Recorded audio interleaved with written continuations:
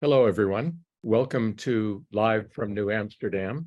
My name is Russell Shorto. I am the director of the New Amsterdam Project at the New York Historical Society. Live from New Amsterdam is the brainchild of the New Amsterdam Project and the New Netherland Institute in Albany, New York. The focus is a fast-paced 30-minute conversation with someone doing interesting work in the field of New Netherland studies, New Netherland being the Dutch colony that predated New York in the 1600s. One of the topics that flows from that period of history is slavery, and that's going to be the subject of our conversation today. Without any further ado, I would like to bring on our guest. Debra Bruno is a freelance writer. Her work has appeared in the Washington Post, the Wall Street Journal, there she is. Hi, Debra. And Washingtonian. She has lived in Brussels and Beijing. She has written about topics ranging from traditional Chinese medicine to running a race in Inner Mongolia. When she learned a few years ago that her Dutch ancestors had been slaveholders, that discovery sent her on a deep dive into the stories of the enslaved and enslavers in her rural area of the Hudson Valley, and led to a friendship with a woman descended from the people her family enslaved. Her book, A Hudson Valley Reckoning, Uncovering the Secrets of Enslavers in My Colonial Dutch Family, will be published by Cornell's Three Hills imprint in October 2024. Debra, welcome. Thank you for having me. Thank Sure. you for inviting me and being interested in this subject. Yeah, well, it's a fascinating subject, and we've got a huge number of people signed up for this, which I think speaks to that. So you knew you had Dutch ancestry, but you didn't know that you had enslavers in your past. That's right. How did you learn about that? I was always focused on my Italian heritage because that was the one that sort of my family generated, more interest. It was more interesting to all of us. And I always thought that the Dutch were kind of boring, just farmers. We didn't know much about our ancestry until a friend told me a few years ago, if you have a very old Dutch family in the 1600s, they were probably enslavers. And I said to her, no, no, no, no. We were poor. We didn't have a lot of money. I was imagining, the large plantations of the South. And she said, just look. And the minute I started looking, I found many, many, many examples, including my 5 times great-grandfather, Isaac Collier, who bequeathed his enslaved people to his children in his will. And when I found that out, I decided I needed to do something about it. I needed to explore it, and I needed to tell the story, because I feel that many Northerners feel superior to the Southerners. We feel as if we were the good guys. We were the Underground Railroad. We were the abolitionists. And the story is far more complicated and far more nuanced than that. And New York had probably more than 200 years of slavery before it ended in 1827. And so I needed to find that out. And I also needed to tell the stories of the people my family enslaved. And that's how I met Eleanor Meyer, who is descended from Mary Vanderzee, and also many other members of the Vanderzee family alive today. So that was a fantastic experience. I just want to point out that people can ask questions by typing them into the Q&A function, and then we'll get to as many of those as we can, because I think a lot of people are curious about your journey and wondering maybe whether they have a similar background. How difficult was it to do this research? Because everything is digitized these days, it was actually extremely easy to find the records of the wills, for example. And it was easy to find census records where people listed their enslaved people within, starting from the 1790 census. New York started a gradual abolition in 1799, but that didn't mean that people gave up their slaves until the very, very end. And that was one of the interesting discoveries of my research, is that many of my ancestors held on to their role as slaveholders right up till 1827. They were not willing to give up that property that they consider property, people that they consider property. So it was more a question of finding the stories of the enslaved, who often didn't have family names in the beginning, and then often took Dutch family names. And so that also made it a fact that if you were looking for a man named John Vanderzee, you might be finding a white man and you might be finding a black man. And so that was extremely complicated as well. So that initial discovery, that initial layer of discovery, looking for finding out which of your ancestors may have been enslavers, it was kind of hiding in plain sight. It was hiding in plain sight. It was mentioned in some of the history books. It was never emphasized, and that was kind of part of the complication. And a lot of times I would find that, for example, if you were finding an abstract of a will, the abstract would sometimes omit the slaves being bequeathed in a will.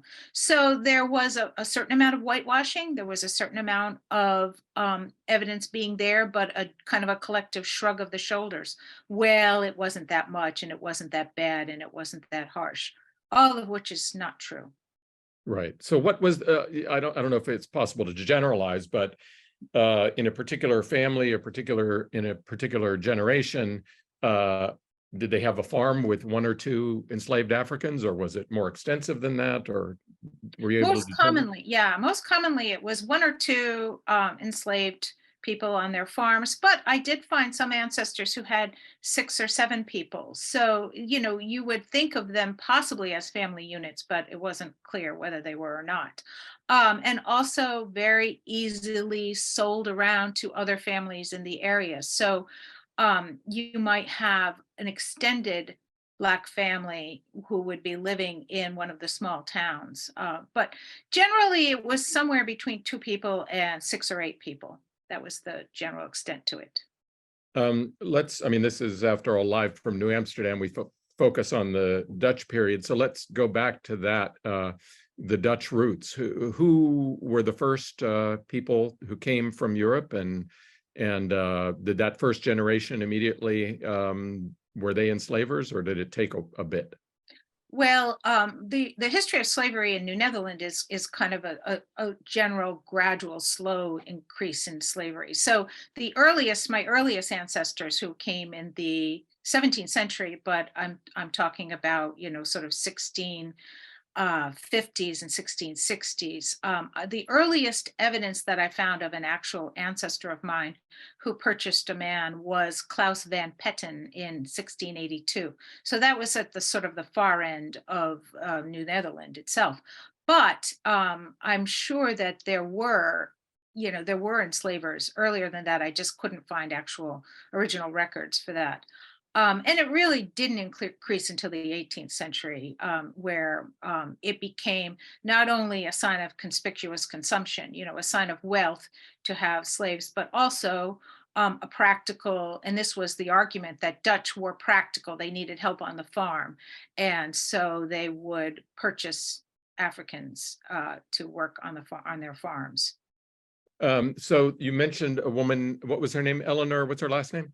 Eleanor Meyer is my friend, and she's been a co-researcher with me for my book, and been one of the wonderful discoveries of all of this is that she is descended from people who are both Vanderzees and Van Bergens, Black Vanderzees and Black Van Bergens in my area, which is Greene County, New York. And we have found together so many stories of her family, including the story of the matriarch of the family, who is Mary Vanderzee. So the two of you together have sort of undertaken this research. Where do you go to get, what you were describing before? On the surface, it's easy to look up some, census records and things like that, and you can tell, aha. But then to actually, dig into, I'm imagining, especially when it comes to the enslaved, it's hard to find, enough documentation to kind of flesh out a life story. Yes. Better Research Library, which is at the Bronk House in Coxsackie, New York, has been the biggest resource that I could possibly imagine. And a wonderful archivist there, former archivist there, John Palmer, allowed me to go back in the vault and read through hundreds of years of pages of original letters and documents. And it was quite an experience to find myself in the middle of the Revolutionary War in which, there was a shortage of butter, but also I could find out, oh, by the way, my slave is coming over to bring you this and that. So there would be these offhand references, but I found so many incredible stories through that library in particular. So you met. So what? First of all, what's it like to contact someone and to say, my ancestor enslaved your ancestor? Yeah, it's not everyone is open to that, and I can understand that. Not everyone has an interest in talking to the white descendants of enslavers. Some people feel, and Eleanor is one of them, that this is not my personal responsibility to feel guilty about this, but that if I see my responsibility as telling the story, she is all in. And there are many people like that. So I'm happy to do that, because I feel that this is part of a form of reparation for a past that has been whitewashed and has been hidden. And so if I can tell their stories and they can help me find research on their stories, I'm perfectly happy to do it, and they're very happy to do it. But there are people I reached out to who were polite but dismissive. Thank you for telling me. I'd like to, I'm busy right now. I can't really speak about that, and I can understand that. Sure. So can you describe your process, the two of you? Did you divide, how did you divide up the material, or decide, what direction to go in, or is it just kind of free for all, or? Free for all. It was absolutely a free for all, and a wonderful free for all. She would find things and send me links, and then I would find things and send her links. She's a wonderful researcher, much better than I am at finding things in some of the historic newspapers of New York State. So that was it was an incredibly chaotic and serendipitous process, but the kinds of things we found as a result of that probably would not have happened. And I did find things on my own as well. Because I grew up in Athens, which is the heart of where my story is.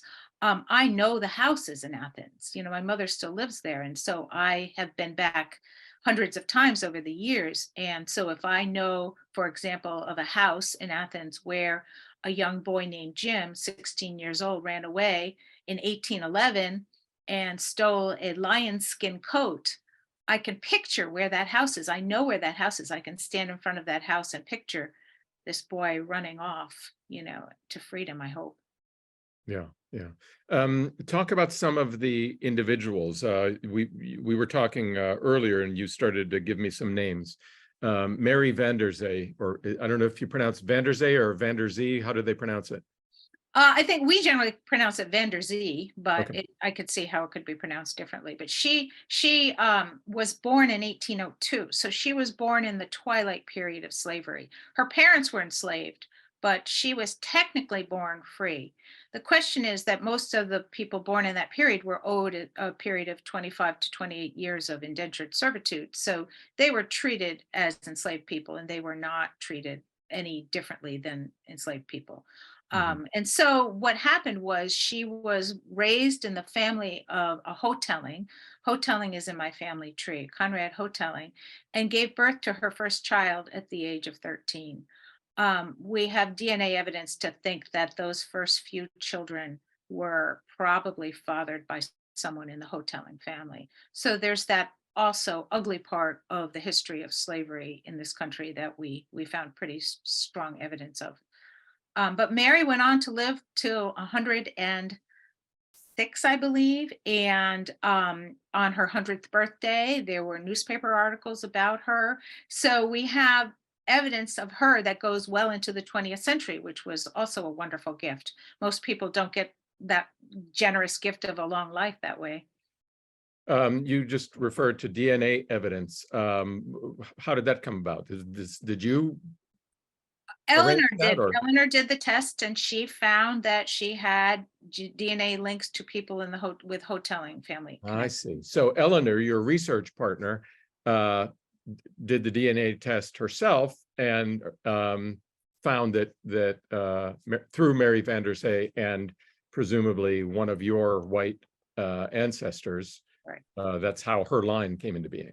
Right. We think, and because Mary's oldest son was Thomas Vanderzee, who had a huge family. He became a boatman on the Hudson, had a huge family, ended up in Kingston, and most of the friends I've met through what I now call the Vanderzee diaspora have come from the line of Thomas, and he was a well-known man in Kingston and Saugerties, and so he was part of our story as well.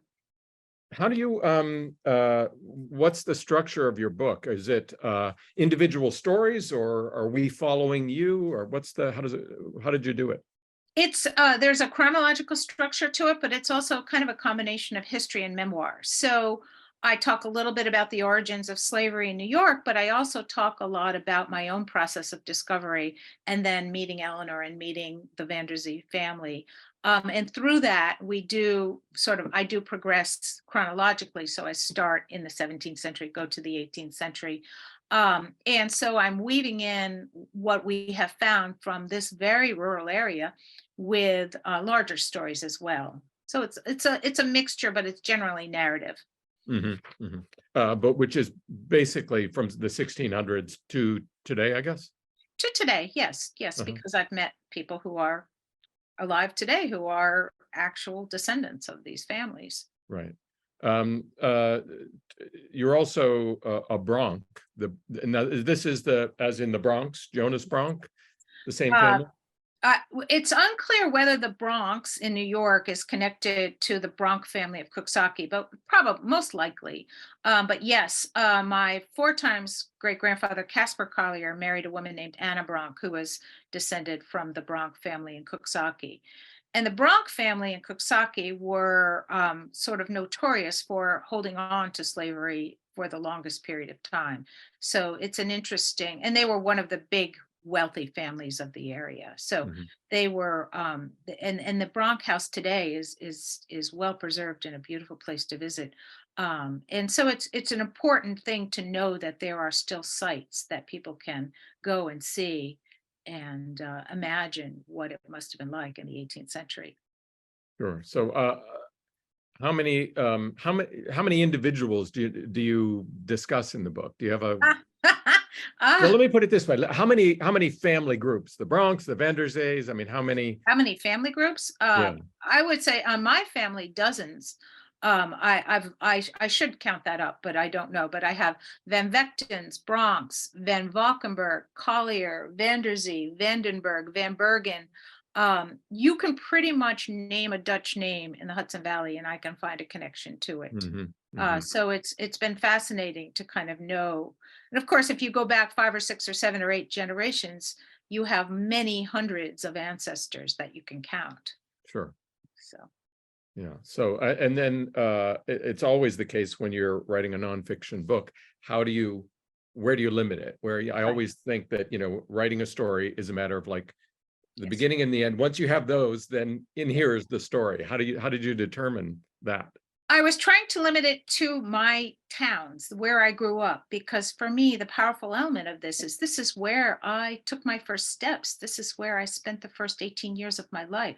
So if I could discover that all of these stories of slavery happened literally underneath my feet, it was a way for me to focus in on the reality of it and make it feel real as possible.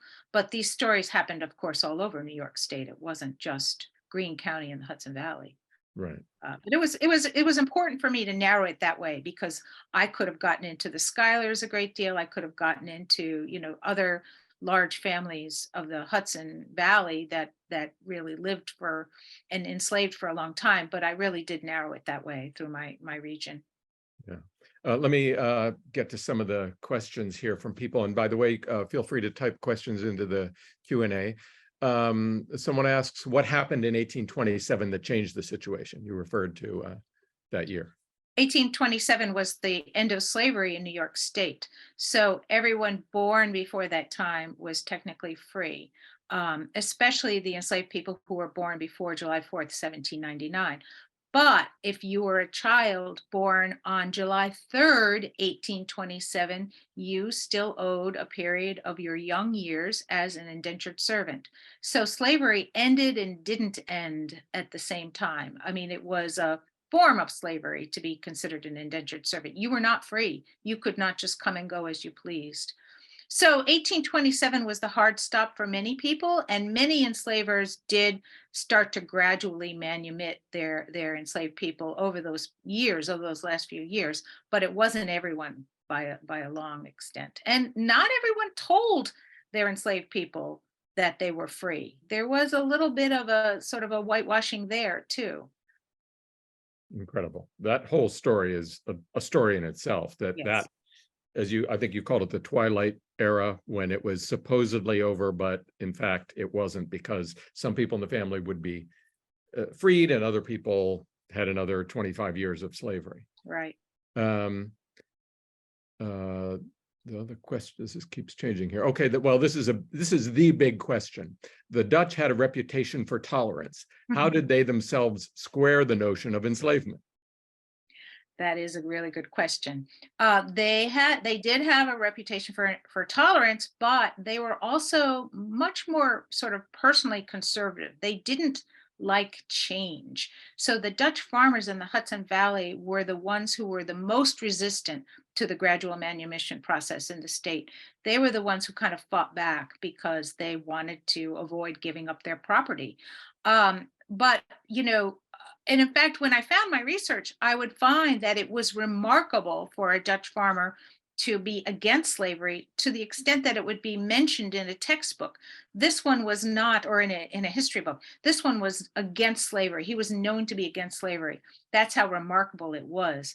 So I think that the fact of being kind of a conservative mindset, whether they were tolerant or not, was the reason that they were, adamant enslavers. They may have baptized their slaves in the Dutch Reformed Church. They may have allowed them to attend services, but they were not necessarily seeing that as an avenue for freedom. Yeah, I look at it as the tolerance was limited. It applied to other white European Christians, not to Africans necessarily, not to Jews, so not to Native Americans. So not to Catholics, no. Yeah, and Catholics were problematic. Please talk us through how it felt when you confirmed some of your ancestors had been enslavers. It was upsetting. It was sickening. The first ancestor I found his name was Schuyler, and that was my grandmother's maiden name. And he lived a few miles from where I grew up. So it was a sense, it was the initial sense, my initial sense was of disgust and horror. My second sense was, okay, now that I know this, what do I do about it? And that's where I said, okay, I can't just sit with this. I have to do something about this. And that's when I started doing research, and that's how I found Eleanor Meyer, but that's also how I found all the other enslavers in my family tree and the descendants of the enslaved in my area, and wanted to tell the story. But my initial reaction was, this was horrible and it was upsetting. And I, to this day, cannot quite wrap my brain around what must be in someone's mindset to own a human being. Right. Can you please tell us a little bit more about the library that was so useful to your research? What's the name of it again? It's the Vetter Research Library. It's in Coxsackie, New York. It's the Greene County Historical Society Library. It's a fantastic resource. It's got documents that go back hundreds of years. And it's like many of the libraries in the Hudson Valley, not fully itemized, not fully documented. So sometimes it's a matter of going and looking for the needle in the haystack. I know other counties have a deep wealth in research as well. I just happen to be lucky enough to be able to get there frequently and to read, and to be able to go back and read the original documentation. So it's a fantastic place. Another question, you mentioned in your book that your book is a form of reparation. I imagine you mean as a way of giving back because of your family's history with slavery. Can you talk about the question of reparation in New York State or the US as a whole? Yeah, okay. I think there should be some form of reparation. I think one thing, for example, that would be a fantastic form of reparation would be to have a museum in the Hudson Valley specifically dedicated to the enslaved. Many of the historical museums and historical homes in New York have a reference to it or have done a fantastic job of acknowledging slavery. I think it would be important to have a place for children to go to learn the story directly. So that would be one example of reparations. I think there could be a form of financial reparations. I probably don't have enough ability to figure out the details of that, but I do think that there are ways that we could get at it in this country.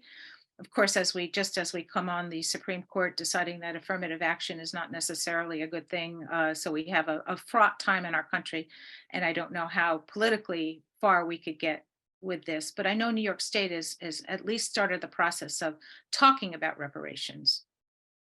This is a huge topic. It's such a, I mean, it's really, to me, fascinating to be, your whole life you live with this, but it's simmering. And now all of this is so much in the open and so much at the forefront of people's minds, whether they like it or not. I mean, you really have the sense now that we're living through a moment when history is turning a corner.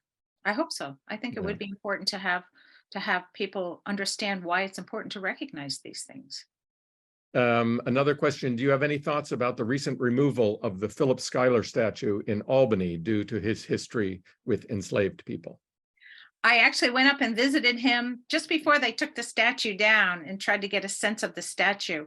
I think it should have been removed. It was in a strange place. It was in the middle of a traffic circle, so it was hard to even see it. But I think and I don't believe that the mayor of Albany really wants to completely just warehouse it, but she wants to put it elsewhere in Albany, but I don't know exactly where. Where he stood before, he looked right toward the state capitol and he looked right toward Gallows Hill in Albany, where convicted slaves were hung.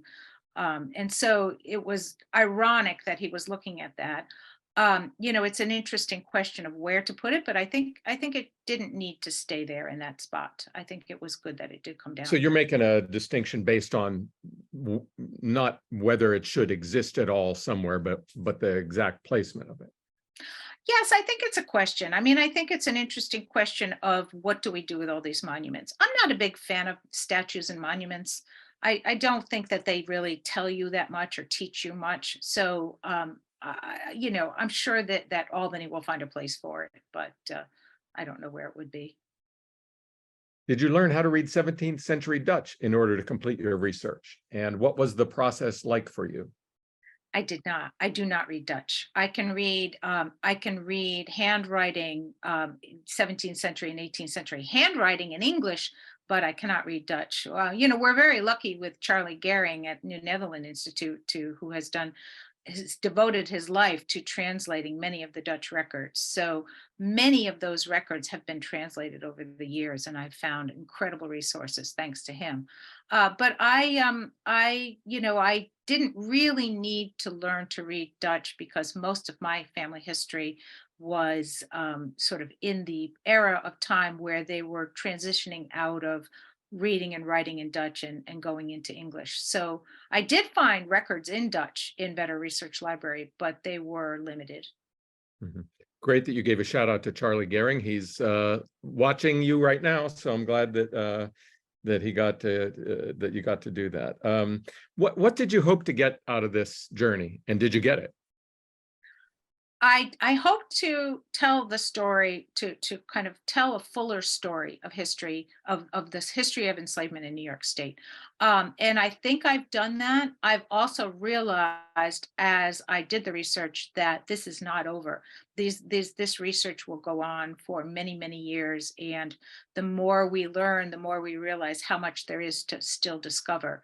Some things may never be found. I keep thinking of all the enslaved people who didn't have a story that I could stumble upon. So whether their stories will ever be fully told, I don't know. But what we can do is keep looking until we find, the fuller stories of the people we can find. I have found enough that I think that they are representative of who lived there and what their lives might have been like. And so am I satisfied with that? No, I mean, I think I could keep going, but at some point you do have to stop and say, this is the story for now. So this is my story for now.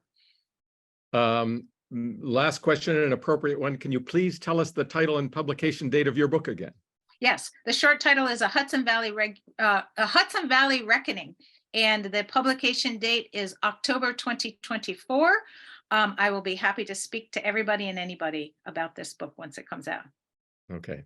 Debra, this has been wonderful. There's so many more questions that are still filling up the chat here. So can people write to you, email you? Yes. I have a website. You can find it and find my email on that. So your website is just with your name? Yes.